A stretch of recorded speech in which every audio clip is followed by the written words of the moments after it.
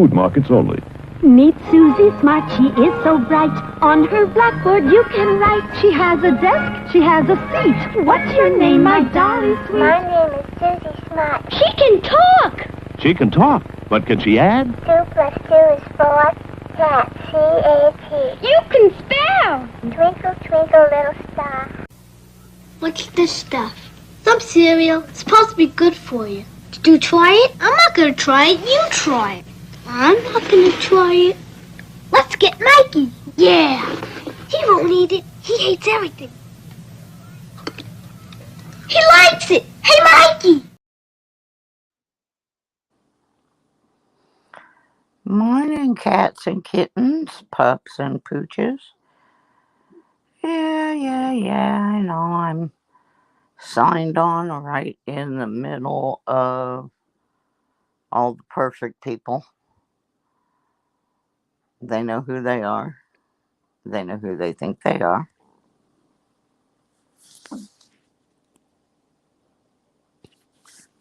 Well, what's on the television then? Looks like a penguin. Well, what's on the television then? Looks like a penguin. Well, what's on the television then? Looks like a penguin. Well, what's on the television then? Looks like a penguin. I just had to, because I don't have one that says looks like a jackass. God, I'm awful. Good morning, whoever the one lurking person is. I'm just going to sit here until I see people. And then I'll say something. Actually, I might just take a nap. That's what deadbeats do, and this is the Deadbeat Club. This is the Phew-Haul division. Hey, Kevin. I got to deal with U-Haul here in a few minutes, but their main offices are, I think, in Arizona, which is a couple hour time leap. And I don't want to talk to somebody in the phone room or whatever, call center. That's the fancy name for phone room now, call center. So, anywhoozy, what's it? I'm probably just going to take a nap, but I was just curious to see if anybody would even show up in a show scheduled at 8 a.m. since apparently the entire coin community all goes to one place during that time period. And frankly, a lot of the people over there have not been very nice to me, and so I just don't go there. Yippity doo dah. So I've got a list of things to do today, and I'm angry because the weather channel said it was going to be 100% raining all day today, and I am looking outside at the sun, and the rain isn't supposed to start until 3 now. So I'm mad because I could have rented a car and actually got some things done this weekend, and I didn't do it. And so yeah, I'm kind of screwed on that, but I'm trying to get packed for my move. Nothing exciting. Well, I've got 4 people in here. The only one I know who is Kevin. Ooh, brr! I'll skip that 8 inches right now. I mean, it's still cold here. I'm looking at the sun, but the temp is only 32. It's just, you know how it is. Yeah, well, Sir Benji's going a whole bunch of places before he comes here.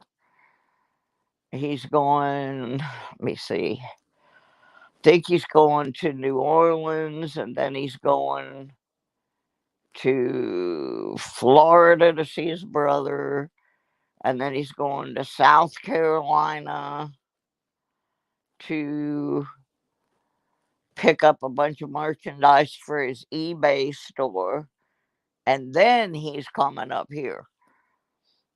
Oh, and he's going to like two great big flea markets, one in Georgia, and I forgot where the other one is. So his trip has a whole bunch of other stuff.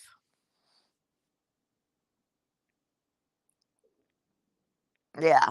So I got to get a hold of U-Haul because they have, when I made the original reservation, I was given, and I took a screenshot of it, which is good because I can show them that I'm not making this up. It's always been you got 100 miles per day, which would have made my rental a 6-day rental for this flat price that they quoted me. Well, now they have cut it back to 4 days, and I can't do it in 4 days because it's going to take 2 days to load me. Because Sir Benji can't do a lot of loading, and I can't do a lot of loading. So I've got to find somebody to pay to get the stuff out of the storage and get the stuff out of the apartment. That's going to take 2 days. Especially if I have to do it myself, it's going to take 10 days. Well, then it's going to take 2 days on the other end. So that's the 4 days. Where's the days for driving the truck from point A to point B? So that's why I got to call U-Haul because they have got this all screwed up. Plus, they're wanting to charge me over $100 more than I was originally quoted 3 weeks ago. So I'm gonna have to deal with them today. I mean, I'm packing. That's not the issue. It's the loading. Oh, and then they said um, that I can hire one of their moving crews to load the truck. They don't have that where I live. I mean, we don't have Uber, we don't have Lyft, we don't have any kind of local transportation services. We don't have uh our U-Haul doesn't even let you rent certain size trucks. They're very limited on what they have here, and we don't have the rent a loading crew. That's not part of the deal.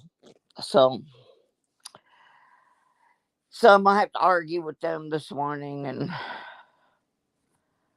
uh, if I have to, I will play the. I'm gonna call the office that handles the Americans with Disability Act card, and they can argue with the federal government about what reasonable accommodations are. Because, see, I can't even get the truck. Well, I can get the truck, but then I got to go back over there with Sir Benji when he gets here because I don't have his ID and all that stuff. That has to all go on there because he's driving. Yeah, so I'll have my name on there, but I'll have his name on there too.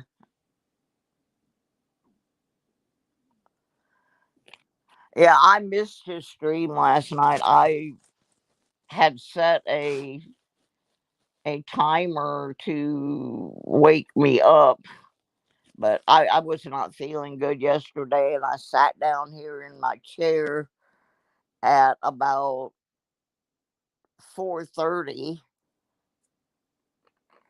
and I woke up about 7:30 and took my meds, and I had my reminder set to watch his stream, and I fell asleep in my chair, and I woke up at like midnight. So, oh God, please don't tell me that. I'll have to call him later.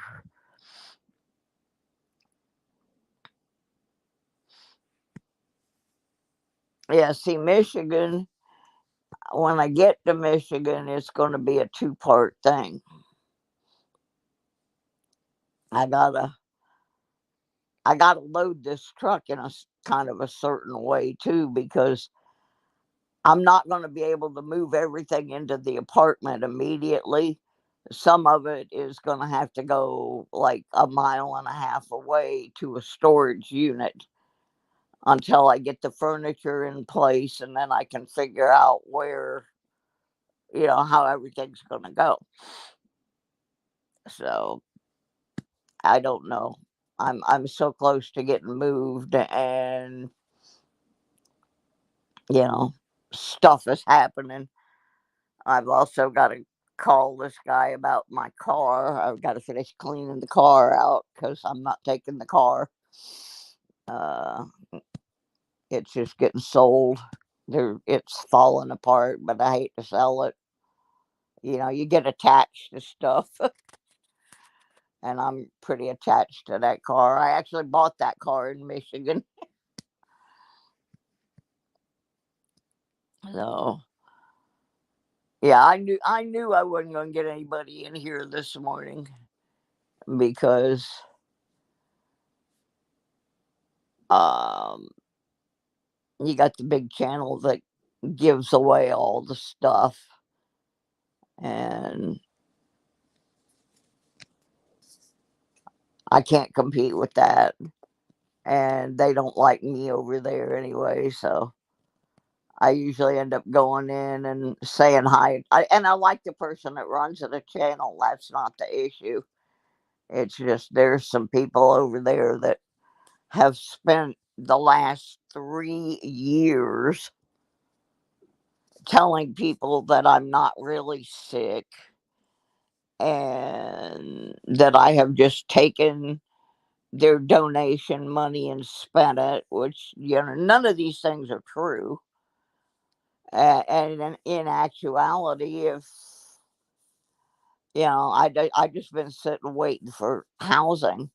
And if any of those people had lifted a finger to help me find the housing instead of going around bad mouthing me, I'd have probably been in Michigan a year ago. But they've tried so hard to justify the BS that they've spread. There's 3 channels I don't go on because the same little group of bullies. So um, I know there's at least one channel that has contacted me in regards to doing a live stream as soon as I get to Michigan, of the actual, hey, look, here they are. They have, arrived in Michigan. So there's just one channel that's smart, that's like, hey, all you people that have been sitting here saying all this crap, um, maybe if you had helped, she'd have got here faster. But look, here she is. This is where the money really went, just like we said it was. So, but yeah, I didn't expect anybody really to show up in here this morning.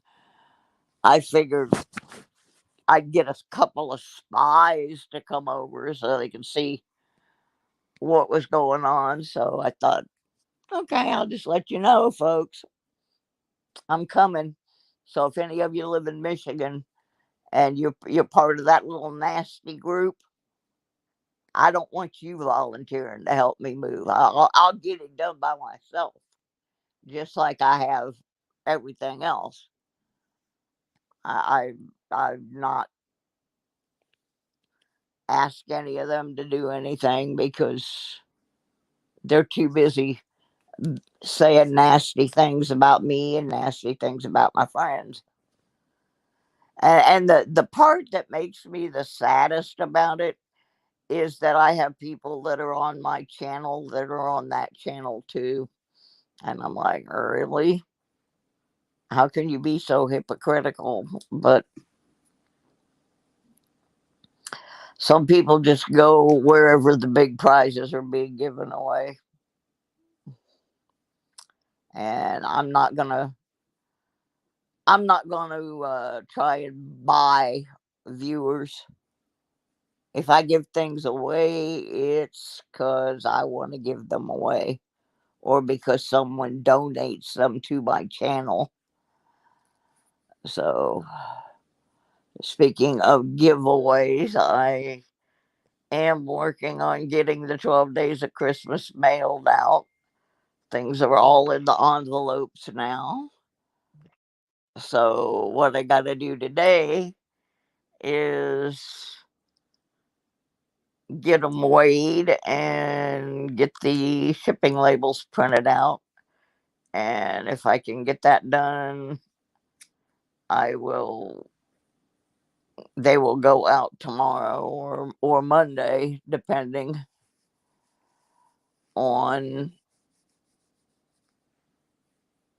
But everybody's is in the envelopes now, except I got to find a box for one. I've got 3 boxes here that are in a stack that one of them should work. And then I'm going to start taking one of the computers down. I will have to finish that project when I get to Michigan, which is getting the rest of the stuff off the old computer and onto the new one. But I'm going to take it down because it's in the way. So that's what's going on. A lot of packing, a lot more packing, and then there's packing. So that's about it. Not sure about a Monday show. I'm gonna try and get my laptop out and see if I can get that to work where I can do shows from the laptop. If not, we'll just have to take a break until after February 1st, which is February 1st or the 2nd is going to be my move in day. If we can keep Sir Benji from hurting himself or me from hurting myself. But yeah, if I can't argue this out with Phew-Haul, that's going to end up costing me another $300 to do this move that I had not. Well, it's not that I hadn't budgeted it in. It's just we just didn't make it to the goal. Because if you look on the GoFundMe, the goal was $9,600. Well, at the end, I didn't make 9,600. We'll put it that way. So it is what it is, and I'm not going to get that much. I don't know what I'm going to get for the car. Probably not too much because unfortunately, unstable Mabel has pretty much said she's through dealing.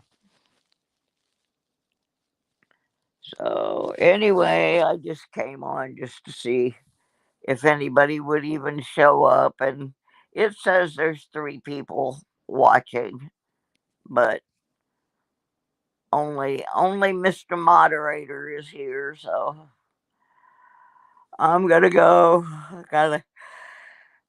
Excuse me. I gotta wake up. I gotta wash the coffee pot. I need coffee. Uh, but yeah, I gotta get a hold of Sir Benji, find out what's going on. Cause I did. I slept right through the show. I knew I needed to get on there, and I sat down in this chair and I was out. I'm so tired. I don't have anybody to help with simple things like packing boxes and carrying things to the dumpster, and the weather has been horrific, and it's just, I'll get it done. I will get it done. They will not beat me. Oh, I know. I have the utmost faith in Randy. There's a funny thing about people from that particular area of Michigan. Um, Pretty much unstoppable. I mean, it's not an easy place to live.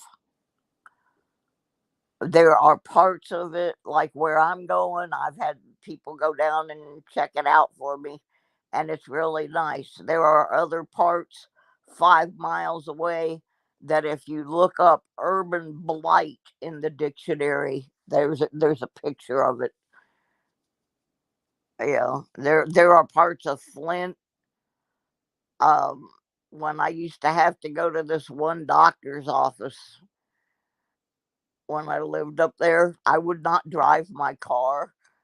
I would call the medical transit because I was afraid if I drove my car there, I would come out and it would be sitting up on concrete blocks and my car, my tires would be gone or whatever. So you just got to know the area, but people from that area are tough, and if they commit to doing something, they're gonna get it. They're gonna figure out a way to get it done. That's one of the things I like about Central Michigan. I got a guy on another stream about music that wants to argue with me about um he must live in the UP, although he says he's from Detroit, but he thinks um Saginaw, Bay City, or Southern Michigan. No, that's not Southern Michigan, honey.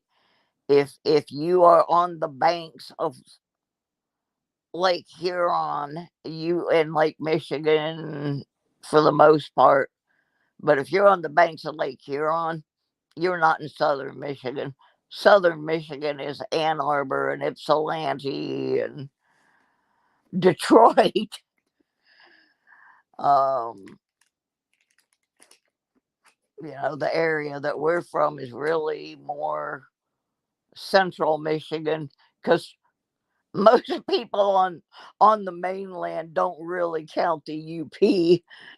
You know, I don't count anything past Traverse City as Michigan. That's a whole different country up there. They can call it Michigan all they want, but that's not, that's just not it. But I do not consider Bay City and Saginaw as Southern Michigan. I don't know why this one guy does. He wants to argue with me about the band that I work with. I think that's pretty funny. People that want to argue with me about the band that I work with and talk to at least one member of multiple times a week, lived on one of their properties for a while, and some guy on a stream about music wants to argue with me about the band, and I'm like, dude, I work with the band. I have worked with the band for 10 years, and you're going to try to argue with me about things like where they live. It's one thing about people from Michigan, though, they're pig-headed. And I am not originally from Michigan, but somebody asked me where I consider home because I'm actually from Florida. And I point out to them that Florida and Michigan have a lot of things in common, including the fact that they are surrounded on three sides by water. They do have beaches in Michigan, people. Lots of them. Oh my goodness. Yeah, I'll have to go back and watch it, Randy's stream, and see what he said, and then I'll get a hold of him. When did you say he was leaving? Wednesday. Yeah, that's what I thought he told me to. So, cause yeah, he's doing the whole southern tour. Yeah, he's got his own stuff that he's doing, and he's just coming around here after he finishes his all his deal. So I guess I better get off of here and get back to work.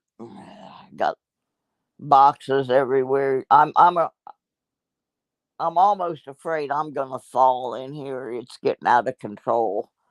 So today I'm doing a lot of little things that are gonna get things out of the apartment. Like this box full of mail, and I'm gonna go put some stuff out in the lobby with free signs on it, and just give it away because I don't have any way really to take it over to the thrift store. So, oh, so that's what's a happening, folks. M3's quite confused. I wonder what he's gonna think about living on the fifth floor. Yeah, I gotta order this thing too that goes around my balconies when I get up there. Oh, I don't know what he's stopping in Tennessee for. Um, until I can get down to my storage and get the rest of that sorted out, I'm not even sure what size U-Haul I need. I reserved something that I can't get.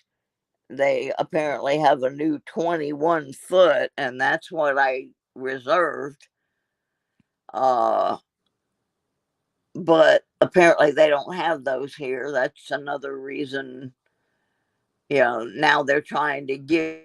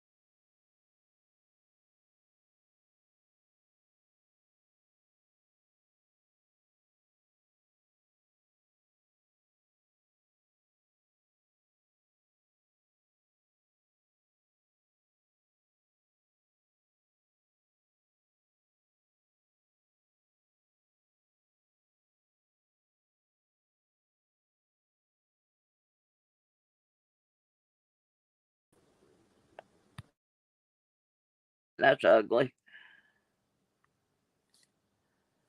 I don't know. I think I turned my sound off. Yeah, so anyway, I don't know on the size. I know I have to order the bigger one because I can't get, if I order the wrong one, it's not like they'll just bring another one over. We don't have a whole bunch of them. We don't have a lot full of trucks. Hi, William. We are out in the mountains, and they may have two trucks in town. Usually they've got a 16 and a 23. And so if I order the 16 and it's not big enough, I'm screwed. So I've got to go with the 20. I ordered a 21 online, but they've already informed me that I can't get that here. So that's what I'm gonna have to be calling them in a couple of hours, because they have one not that far away from here. They just don't like to do that. That's like at our U-Haul here, you can't rent a 10-foot truck, you can't rent a van, you can't rent a pickup truck. They have very minimal stuff. So they also do not have the moving crew availability. The closest one is uh that offers that is like Roanoke, Virginia. So of course they're going to charge you for the moving crew to show up. It's just I am going to be so happy to get out of here because there are no services here for anything. It's awful. Absolutely awful. And the thing is, the people that live here think it's normal to not have Uber, to not have Lyft, to not have city buses that run past 3 o'clock in the afternoon. Um, they think, oh, to not have any specialist doctors. They just think this is all normal.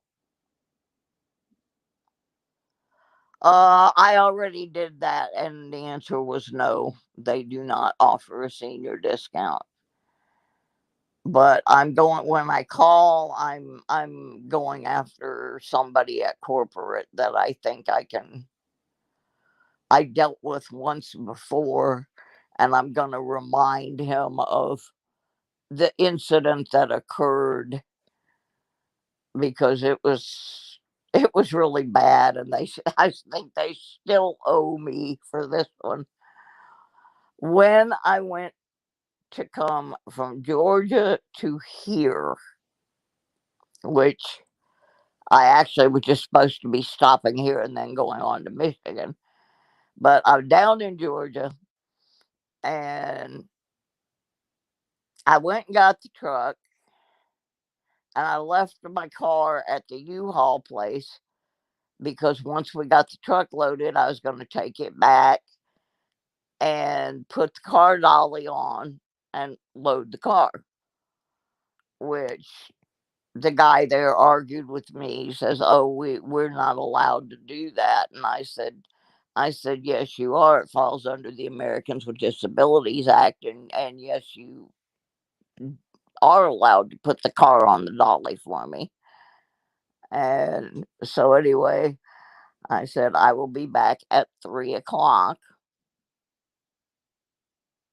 to get the dolly and put my car on it, and away I'll go.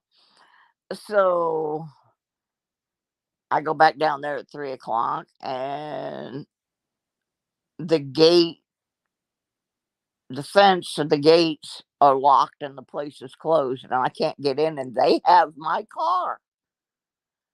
The freaking U-Haul has my car locked inside. There's nobody there. And so I'm calling and nobody's answering. And finally, about 5 o'clock, I was able to get a hold of somebody at a district office. And that was only because I had called the Brooks County Sheriff and said, "Look, I can't get my car. These people have my car." And so this guy gets on the phone with me, and it turns out that their manager of the place where the U-Haul is had a court date that morning, and they threw him in jail. So they had my car locked inside this U-Haul facility, and no way for anybody to get in there. Nobody in the area had a key.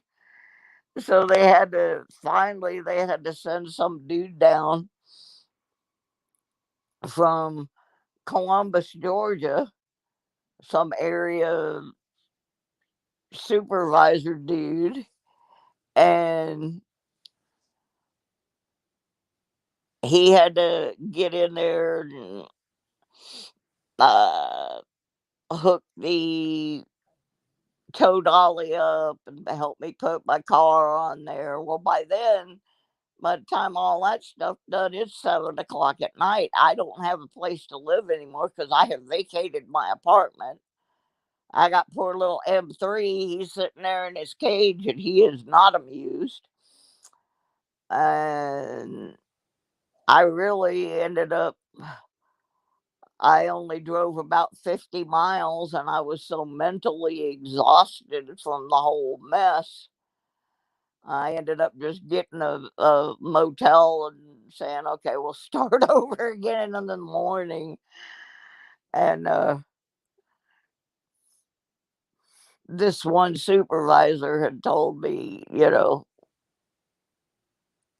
he knew I could have sued him for that, because they fundamentally had, I mean, I don't even know how to describe that day, but I have the name and, I have all that info.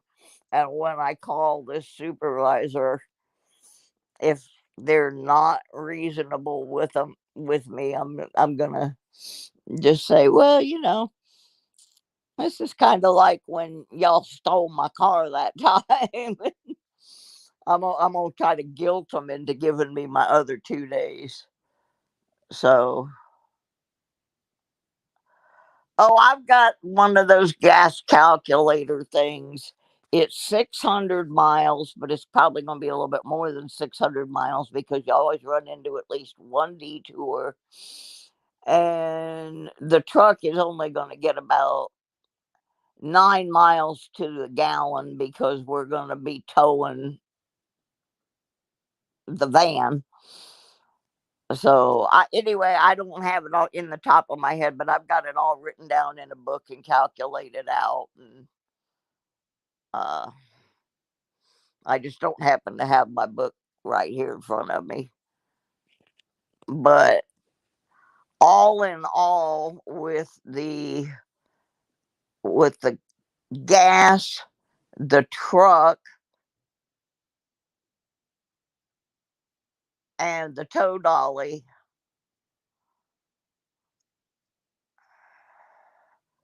I'm looking at over $2,000 because I'm going to have to pay for those. I'm probably going to end up having to pay for those 2 extra days that they stole from me. And the price of the truck went from like 680 something, all of a sudden it's 770 something. And you've got insurance and fees and all of that. So, yeah, they say their trucks get 10 miles to the gallon, but that doesn't calculate in towing a Grand Caravan van on a dolly behind it. You lose mileage on that, and I know this because I've towed my car. My brother was so shocked when it clicked in his head that I had towed my car from Michigan to Georgia and from Georgia to Virginia. It never dawned on my brother that I towed my own car.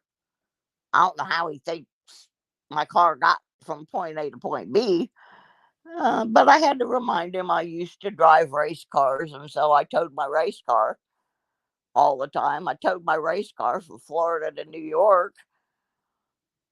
Well, that was a fun trip. Uh, but I did it more than once. So, yeah, there you go, William. It depends on if Benji's a former race car driver like me. I'm actually a very cautious driver because of the fact that I was a race car driver. It's like I point this one fact out to people and they don't believe me, but if they do the research, it's the truth. You see all these videos of police chases, and you see them do what's called the pit maneuver, where they come up behind the criminal that's running, and you line yourself up and you tap the car a certain way to spin them out. That's an old racing trick.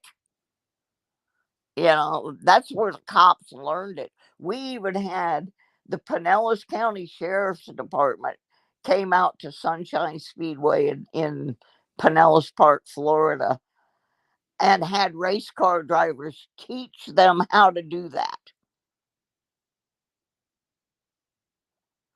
Um, and of course, they gave it a new name, but basically for us, if we did what the pit maneuver was, we're going to take you out, you're going to the pits. But yeah, that stuff, you see it and you think, oh, look how smart those cops are. Honey, those cops learned that from a bunch of old shade tree mechanic race car drivers. I could probably pit maneuver somebody with a U-Haul truck if I wanted to. You just got to know what you're doing. A couple of years ago, I was coming back from the doctor up in Christiansburg, Virginia, and I had just had my car inspected, and the inspection place did not put one of the tires back on, uh, did not tighten the lug nuts down. I'm on the interstate, 5 o'clock rush hour traffic, and the freaking wheel comes off my car. I'm on the inside lane, and somehow I got my little Malibu Max between two semi trucks and off the side of the road without hitting anybody, nothing.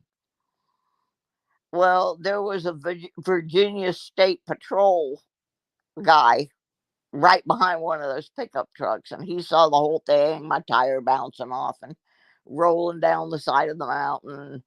And I just got over to the side and got off the road, and I'm sitting there trying to get my breath and thinking, wow, that was a pretty good hole shot I just did.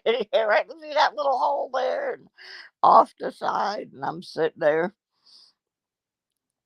and I see the cop pull up behind me, and I'm like, oh shoot, because I didn't even really know what had happened. I didn't know that the wheel had completely come off the car at that point. I thought I just had a flat. And the cop, before he said anything to me, complimented. He looked so shocked when he saw it was a little old lady, that did this. And the cop pulls over and you know tells me how impressive that piece of driving was. and wanted to know if I was okay.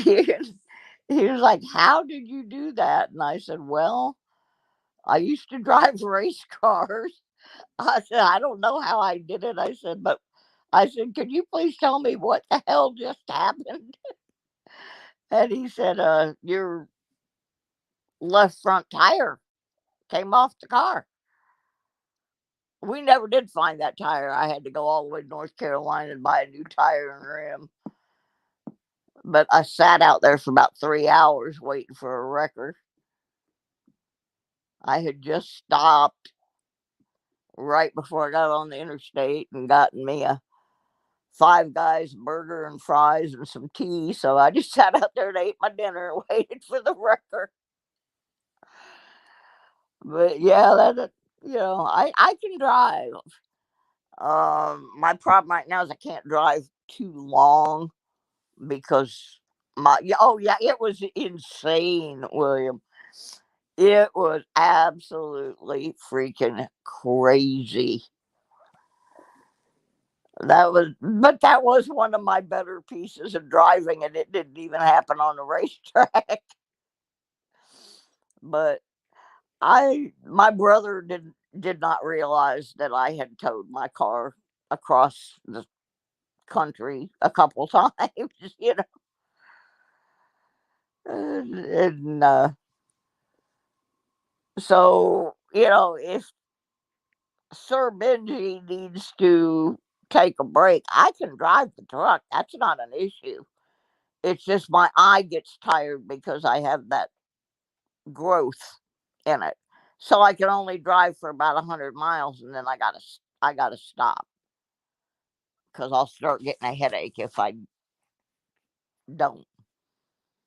But it's not like if he needs to take a break that we just have to stop.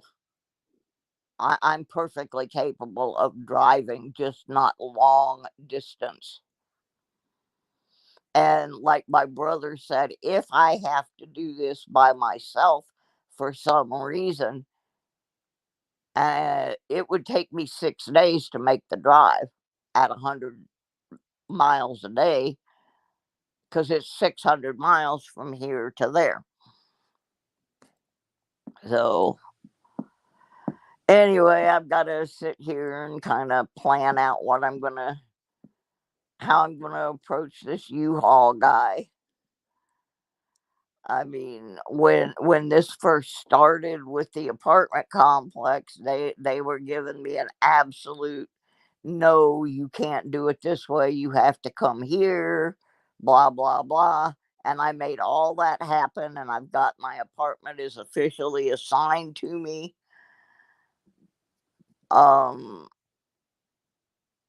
Sometimes people make the assumption if you live in like rural Virginia, you're out in Appalachia off the Blue Ridge Parkway, um, that you're stupid, that you just gonna take their word for whatever they tell you. And unfortunately, there are a lot of very ignorant people here, and there's a difference between ignorant and stupid. Ignorant is when nobody has ever shown or taught you anything other than what you believe. Nobody's ever shown you the reality of things. Stupid is when you know the reality and you choose to ignore it. That's just stupid. Well, they think everybody here has a fourth grade education and is sitting out on their front porch chewing tobacco and spitting. And then they run into me. And they don't know what to do with me because I will find every government agency or every free legal advice or whatever I can find, and I will make things work. And rather than fight with me, knowing that I will call legal aid or I will call the health department or I will call whoever I need to. So, yep, they do. So I have no problem arguing with you all, except that I'm gonna have to go make me some coffee before I do it. But I do these things that they don't think people are gonna do. Like when I make a reservation for something, I always do it online, so I have it in writing. And I always take a screenshot of it so I can prove what they told me.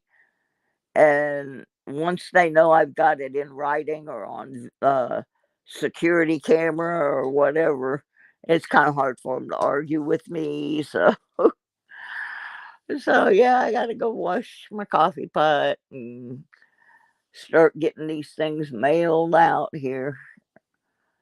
Get the, but I gotta have the coffee first. That's the first thing I gotta do. Hi, Leanne. Yeah, I'm up. I'm always up early. I'm just rarely live. But what I'm trying to do this for a couple of reasons. Number one, I missed Sir Benji's show last night, and I was hoping somebody would come in and tell me what he said because I fell asleep in my chair. And Kevin was in there, so Kevin was able to fill me in. And also because I'm getting so close to my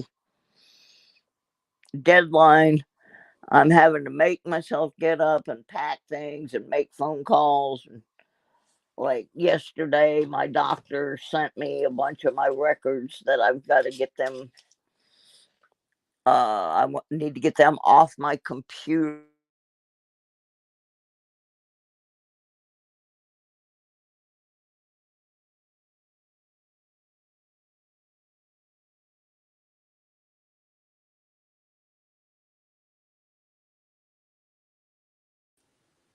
Ah, darn it. Why does my microphone keep shutting off? It's driving me crazy. Yep. Yep, I have not had my coffee yet, so I'm going to go wash the coffee pot. Then I got to get some medical records off of this one computer that I'm getting ready to take down and pack up. I got some stuff I need to put out in the lobby. I can't go outside and do what I want to do. So I got a bunch of stuff. Uh, anyway, yeah, I'm up, but I'm not in here for long.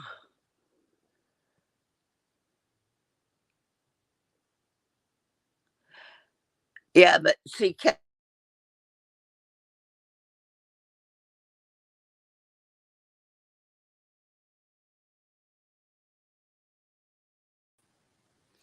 it says that on the U-Haul site, Kevin, but they don't have that service where I live. They don't offer it. The closest place to where I live that offers that service is almost 100 miles away. And so they add another 100 and something on for just to get somebody down here. Uh, so they don't offer that here. Like they only offer two sizes of trucks here. There's just a lot of stuff that is not available. I live so far out in Nowhereville uh that the town I live in is not in any county. It is in its own, they call it the independent city. You know, we don't belong to a county even. I mean, we are out. That's why I have one of the reasons I've been trying to get out of here. I can't get the doctors I need. I can't get simple things like Uber. We don't have Uber. We don't have Lyft. We have a little short bus that runs around town that only runs from 8 in the morning until 3 in the afternoon, does not do weekends.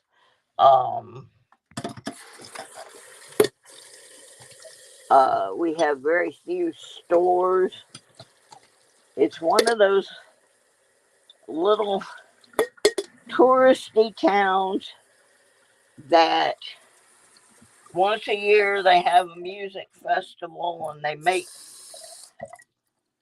all their money for the whole year off of that one festival. It's just awful. They don't have any specialist kind of doctors or anything like that. I have to go 2.5 hours each direction for a half an hour eye appointment. So I'm basically spending 5 hours in the car for 15 minutes of medical care. So they do not have those crews here. That's why that's going to be part of my argument with the U-Haul rep, is that, look, you took away 2 days, added $100, and told me to go get a crew that is not available in my area. So, and I have proof of that because I kept screenshots of everything and all the emails. So,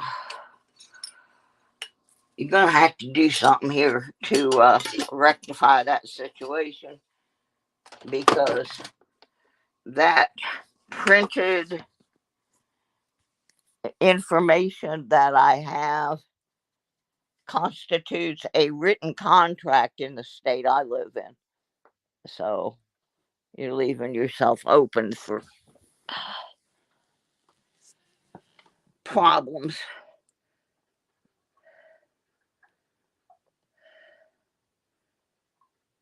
Oh my gosh.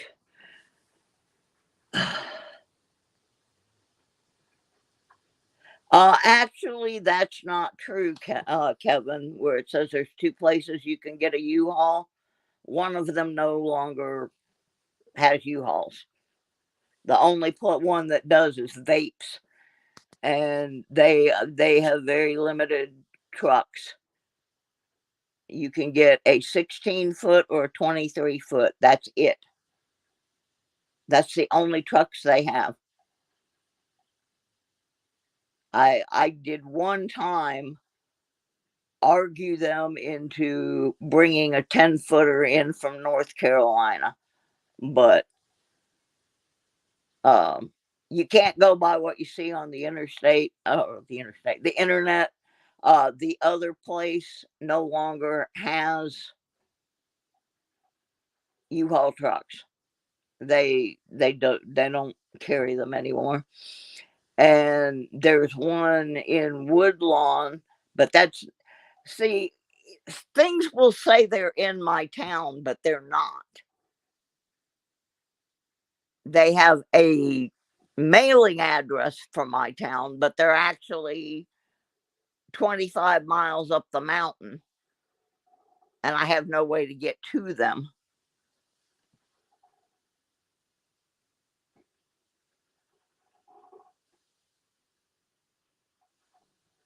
Oh yeah, CL Mountain Movers. Yeah, they're the ones that wanted the extra $150 to show up.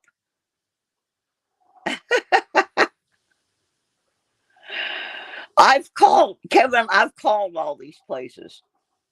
I've called every one of them listed. That's why I'm having to go through what I'm going through this morning, is because that's kind of what I've been doing for the past 2 days, ever since I finally got a move-in date. I know you are. I know you're trying to help. It's just I've already exhausted all these things. And that's why I'm having to now go try and butt heads with U-Haul corporate.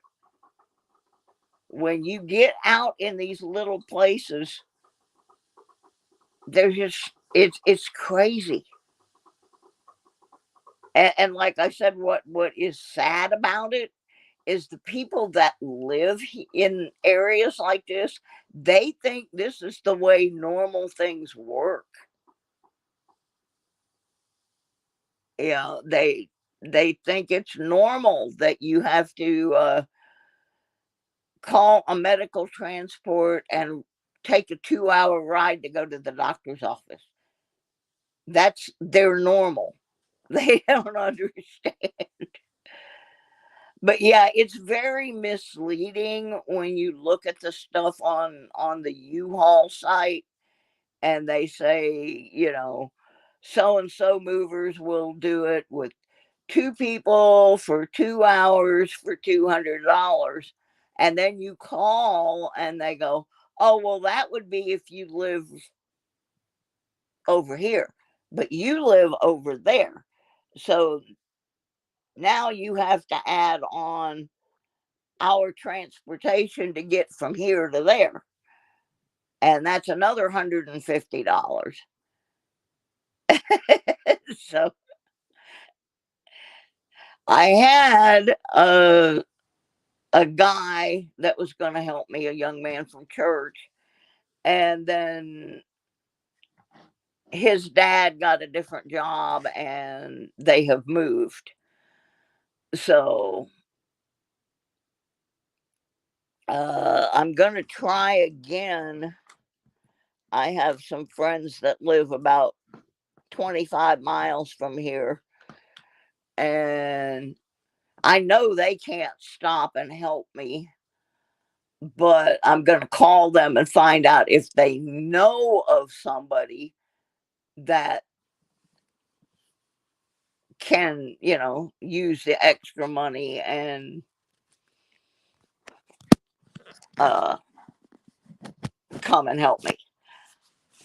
But in the interim, I've still got to deal with U-Haul on the number of days. It's not possible to do the trip in the amount of time they're giving me. Plus, they added over $100 to the price. The price was originally, I think, like $683. My quote was, and now it's almost $800. It's gone just a tad bit, you know, for less service. So anyway, I finally got my coffee going, so I'm gonna get off of here. The other reason I'm doing this is that I don't want to keep losing view hours while this move is going on. So I'm going to try to come on every day and just, there won't be any method to the madness. Not that there ever is anyway. But I'm going to try to keep coming on for a few minutes and trying to keep the view hours from fading away. Yeah, I'm real happy for you, William. I know that's over a year. That's tough. Really tough.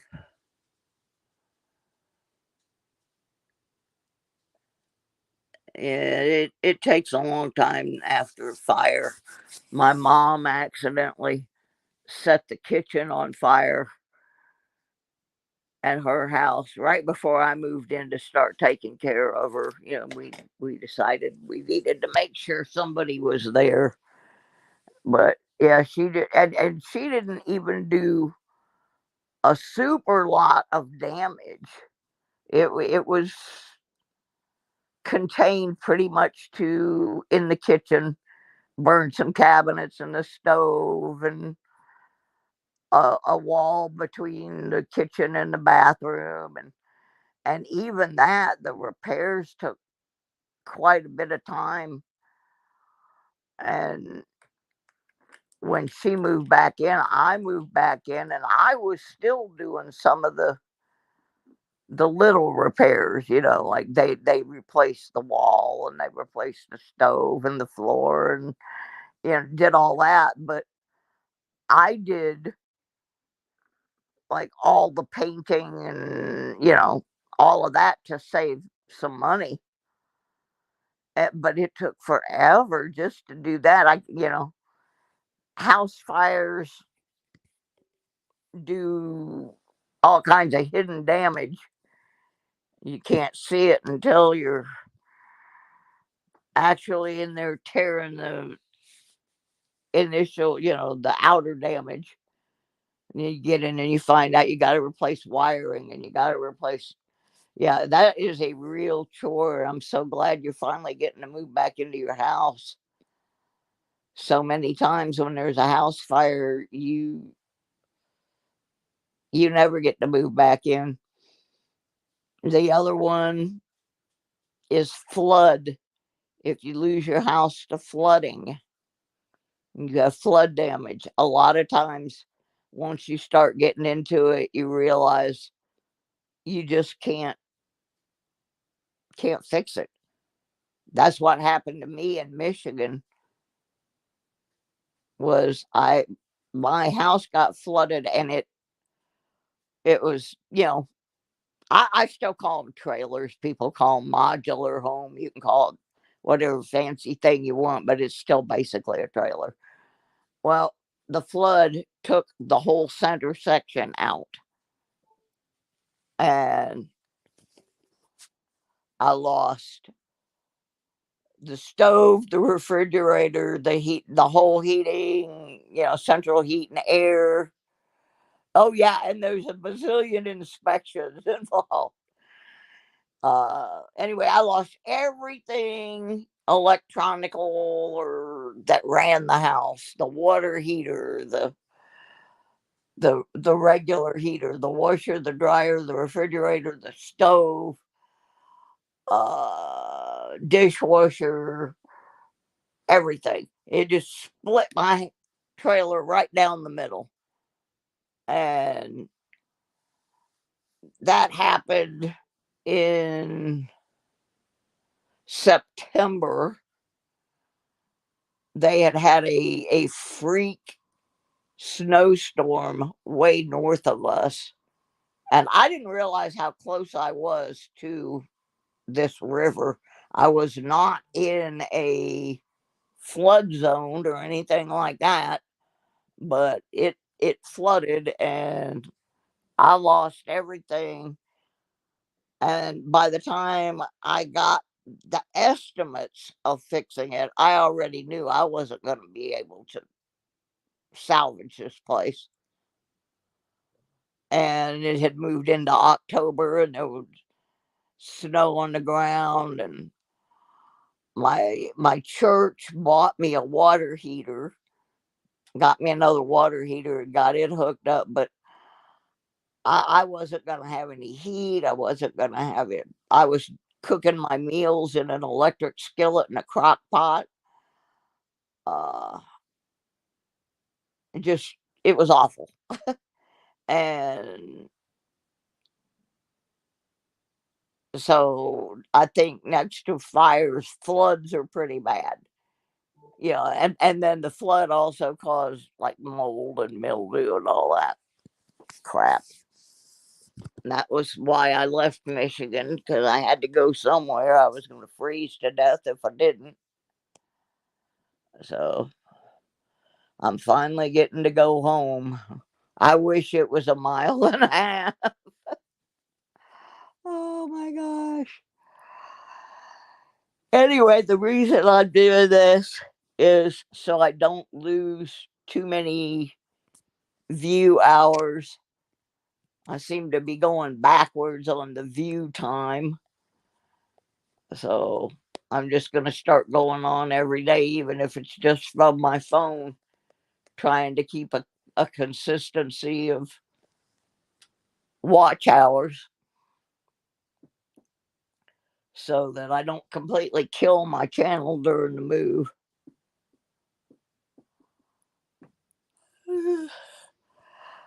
I gotta go get that coffee.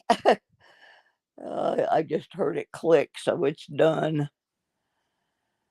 I gotta get these packages out of here. And yeah, that's going to be my project for this morning. I'm going to get my coffee. I'm going to sit down, get these packages all sealed up and ready to go tomorrow. Yep, I found something this morning I've been looking for 5 or 6 years that I thought I had lost in the flood. So that was a happy.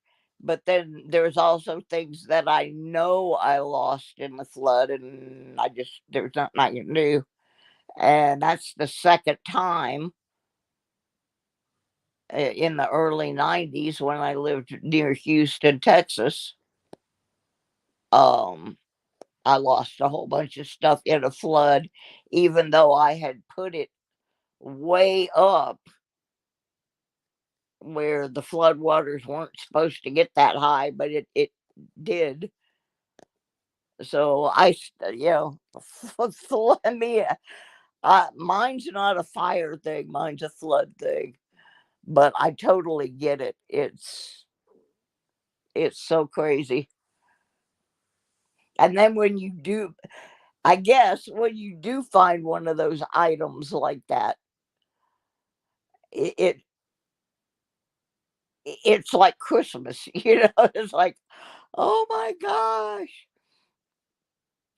What I found was an envelope with some pictures in it. And they were Polaroids, so there was no negatives or any way to replace them. And they are actually a very politically driven thing. And they may have financial value, historically speaking. What they are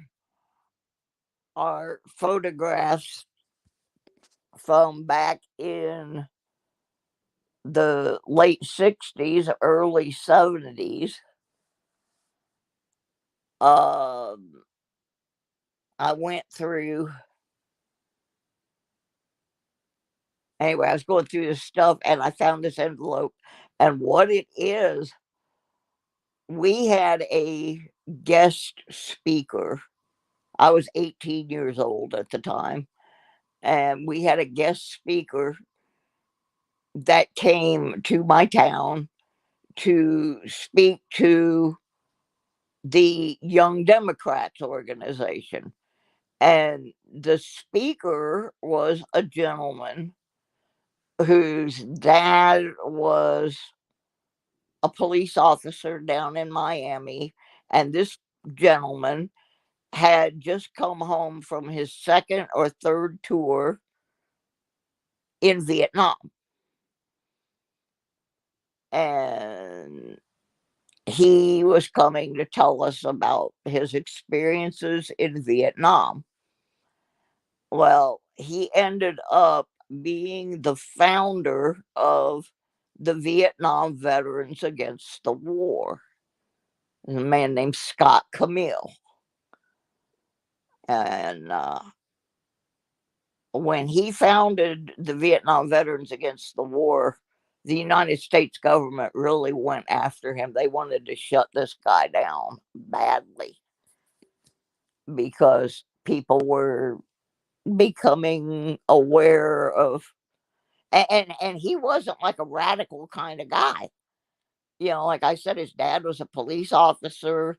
He had personally done 3 tours of Vietnam. He wasn't a radical type guy, but they turned him into a radical type guy. And he became very famous for founding the Vietnam Veterans Against the War. and he was arrested. And at some point, the FBI tried to frame him for raping a young lady. Only problem was he had absolute proof he was not where they said he was, because he was on TV being interviewed with a senator. So anyway, this guy became very, very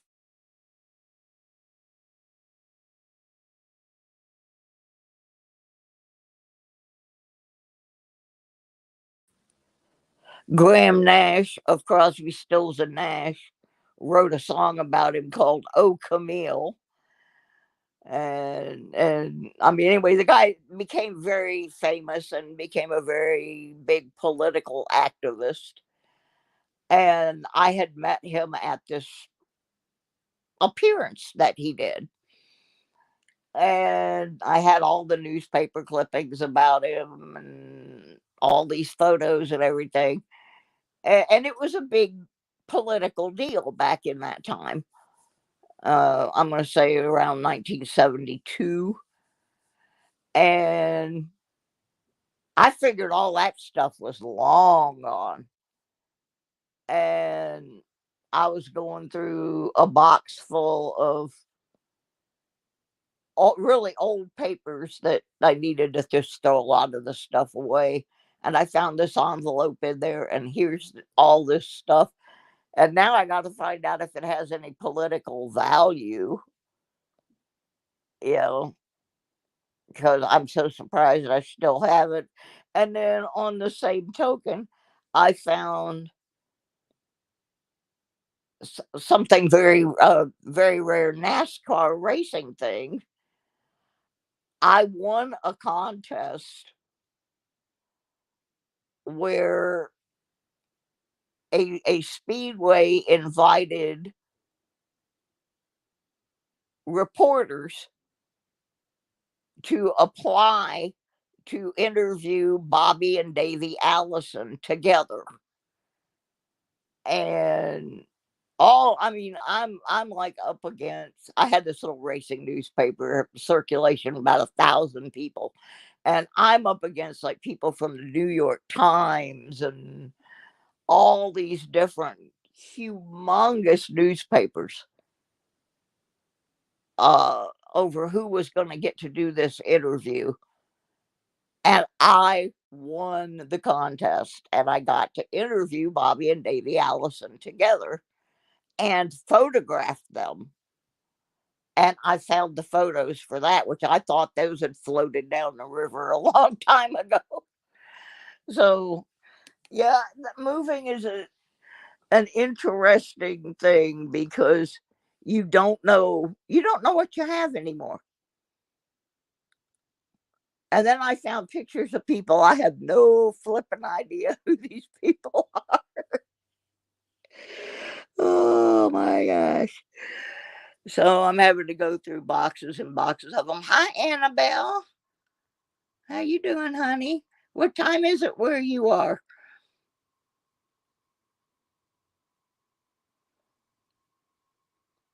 Yeah, I'm having that problem right now, Leanne, with my car. When you lose things, you just have to let them go. I really love my car, but my car has 250,000 miles on it, and it has a chronic overheating problem. It has suspension problems. She's done, you know. But I am having the hardest time letting go of it. The last time I had a car that I really had a hard time letting go of was when I had to let go of my 5-liter Mustang. I mean, the poor thing was so rusted out, and I'd put so much money into it. And it jokingly around Orlando, Florida, was referred to as the Crustang. I mean, it was just rusting apart. And the day before the the salvage guy was coming to get it, the whole tail light assembly just fell out on the road. But I had a real hard time letting go of that car. And I'm having a hard time letting go of this one. I get a car that I like, and I don't want to let go of it. I had less trouble letting go of my race car than I am this little thing. But so it goes. I've got to get my coffee in me and then see what I can work out with the U-Haul folks. Because I am running out of time. And I don't want to have to just jettison belongings and leave them in my storage. So let me get on with it, and we will catch up with you later. I just wanted to, like I said, I'm trying to get on every day. I'm on my phone, just so that I don't lose too many hours while all this transferring is going on. But I'm real excited about the move because, number one, I know a lot more people up there than I do here. And I get to be a lot more hands-on working with the band again. Like they've done 4 or 5 shows already since November, and I've missed them all, and that drives me crazy. I love my band. It's so much fun working with the band. And also back in touch with my people that I used to be in the